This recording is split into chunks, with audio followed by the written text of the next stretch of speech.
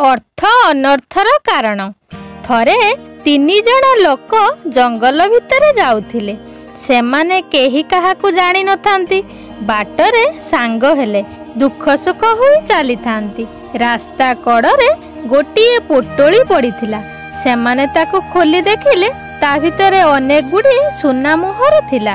पोटलटी को धरी सेमाने चलिले।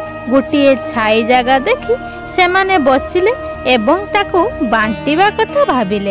एही समय रे तांकू भोक हेला, तेणु जणे आर पाख गाँ को खाद्य आनिबा को गला।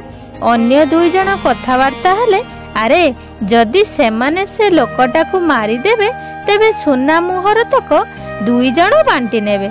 एहा विचारी सेमाने ताकू मारिबा को प्रस्तुत होउथिले।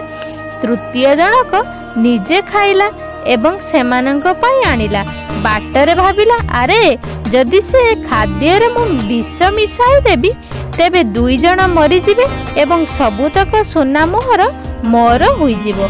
एहा कही से बजाररू किछि विष आनिला एवं खाद्य रे मिसाई देला। जेमिति से आसी पहुंची आर 2 जण ताकू काठ फाळिया रे बाडे बाडे मारी देले।